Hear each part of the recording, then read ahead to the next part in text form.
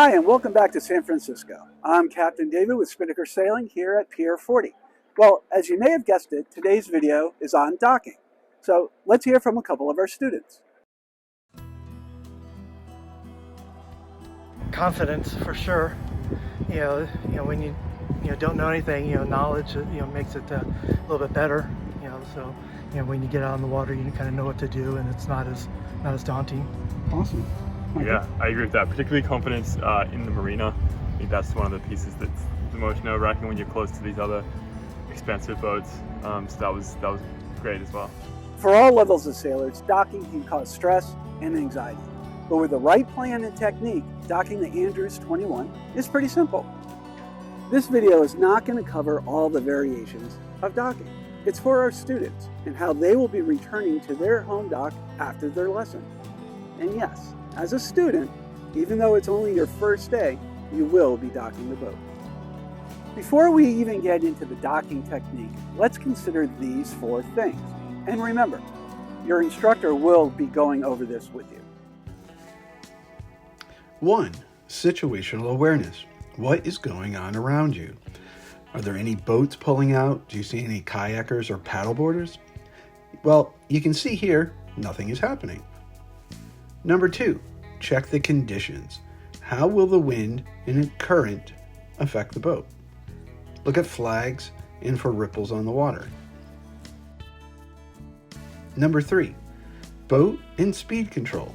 Slow is pro.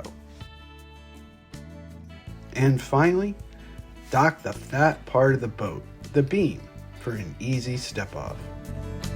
You can see all this happening as Captain Karen docks the boat by herself. As you are coming down the fairway, your instructor will go over the 4 points I mentioned and help you line up the boat for your approach to the dock.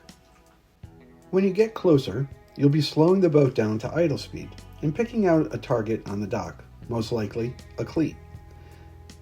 We then gauge our speed and approach the target at a 45-degree angle from the dock.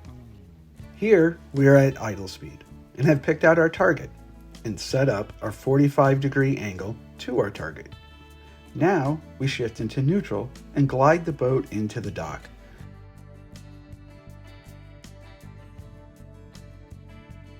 So we're headed to the dock. We're on our 45-degree angle to our target. Well, when do we start to turn the boat away from the dock? Well, on the Andrews 21, I like to use where the lifeline ends at the deck, which is right over here. So let's take a look at that in action. As you head to the dock, watch where this point, the lifeline, almost merges with the dock. This is when you start your turn. It may look like you're going to crash, but there is more room than you think. From this angle, you can see that. As the bow turns away from the dock, the space increases, while the beam comes up to the dock.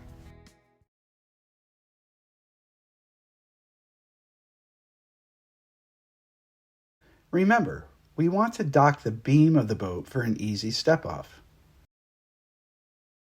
As you turn, focus on the beam and bring that up to the dock. Well, what if you turn away too late? Well, as long as you're not going Mach 1, this is what will happen. The inertia of the boat will finish the turn. Here, the bow just bumps the dock and causes the bow to move away, allowing the beam to come to the dock. Here, students are docking.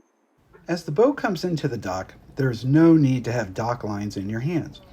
Watch the crew step off and then steady the boat by holding the lifelines.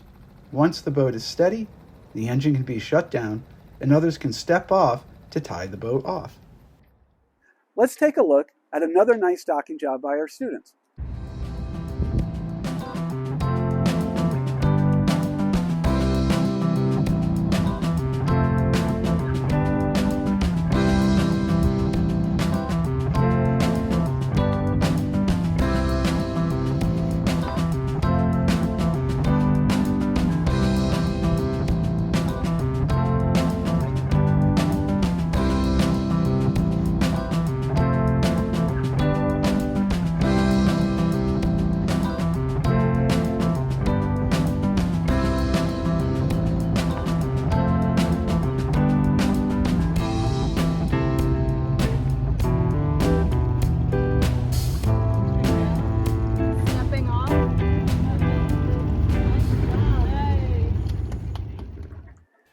As you can see, docking can be pretty simple.